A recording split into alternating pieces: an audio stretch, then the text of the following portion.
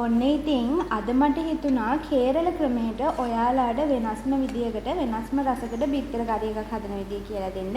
ඉතින් මේක බත් පාන් රොටි ඕනම දෙයක් කන්න ගැලපෙන බිත්තර කරි එකක්. ඉතින් එන්න කොහෙනම් අම්මගෙත් එක්ක අද මම ඔයාලට කියලා දෙනවා මේ රසම රස බිත්තර කරි එක කොහොමද හදාගන්නේ කියලා. මුලින්ම අපි බිත්තර ටික මේ විදියට බැදගමු. ඔක්කොම ටික දාලා දෙපැත්තම බැද ගන්න ඕනේ. බිත්තර ටික හොඳට අපි දෙපැත්ත හොඳට බැද ගන්න ඕනේ. දෙපැත්ත හරව හොඳට බැද ගන්න ඕනේ. මේ බිත්තර ටික දැන් සාමාන්‍යයෙන් බැදිලා තියෙන්නේ. මේ ප්‍රමාණය බැදුනහම ඇති අපි දැන් බිත්තර ටික අයින් කරගමු. මම ඇතිලයක් ලිපේ තියලා ඒකට පොල් තෙල් චුට්ටක් එකතු කරගන්නවා. මේ ටික රත් වේගෙනදී මම එකතු කරගන්නවා අව ටික. එමෙ සෝදුරු චුට්ටකුත් එකතු කරගන්නවා. තුවාල චුට්ටකුත් එකතු කරගන්නවා. අපි දැන් මේක හොඳට චුට්ටක් බැදගමු. ගොඩාක් ගින්දර වැඩි කරගන්න එපා. සාමාන්‍ය ගින්දරේ තියාගන්න.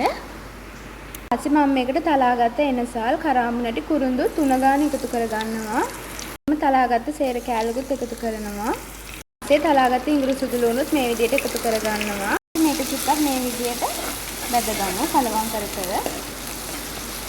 මම මේකට තක්කලි එකතු කරගන්නවා. ඊපස්සේ කරපිංචා, මිරිස්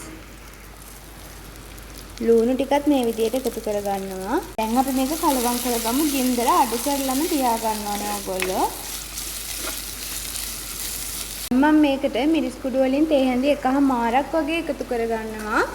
3-5 වලින් තේ හැඳි භාගයක්. වලින් තේ හැඳි කාලා මිරිස් කුඩු සැර අණුව එකතු කරගන්න පුළුවන්. ඊපස්සේ ලුණු කුඩු ටිකක් මේකත් රස අණුව එකතු කරගන්න. බැදපු 3-5 කුඩු තේ හැන්දක් වගේ එකතු කරගන්න. මොකද බැදපු 3-5 කුඩු එකෙන් තමයි අපේ මේ බිත්තර කරි එකේ රස ගන්න පුළුවන්. දැන් අපි මේ සේරම දාගත්තට පස්සේ හොඳට කලවම් කරගමු. මෙන්න මේ විදිහට හොඳට කලවම් කරගන්න ඕනේ. මම මේකට පොල් කිරි එකතු කරගන්නවා. පොල් කිරි ගොඩාක් එකතු කරගන්න එපා. මිලිලීටර් 150ක් වගේ එකතු කරගත්තාම ඇති. දැන් අපි මේක කලවම් කරගමු.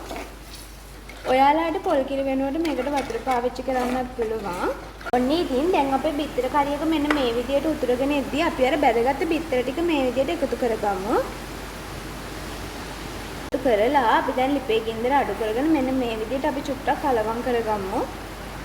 ගොඩාක්ම කලවම් කරන්න යන්න එපා නැත්නම් බිත්තර ටික කුඩු වෙන්න පුළුවන්.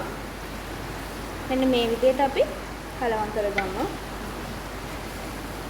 ලිපේ ගින්දර අඩු කරගන්න ඕනේ ඕගොල්ලෝ.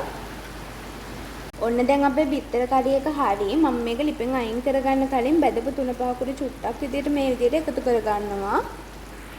ඉතින් මේ බැදපු 3-5 එක එකතු කරගත්තාම අපේ බිත්තර කරි එක මාරම රසයි. ඉතින් ඔයගොල්ලෝ ඒ විදියට එකතු කරගන්න. දැන් මම මේකට උඩින් මේ විදියට කරපිංචා ටිකක් එකතු කරගන්නවා. එකතු කරලා අපි ලිප ඕෆ් කරගමු.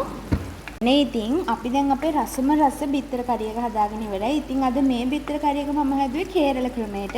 ඉතින් මේකත් එක්ක බත් පාන් රොටි ඕනම දෙයක් ඉතින් කන්න පුළුවන්. එහෙනම් ඉතින් ඕගොල්ලොත් මම මේ කියලා දුන්න රසම රස බිත්තර කරි එකේ රෙසිපි එක try කරලා බලන්න.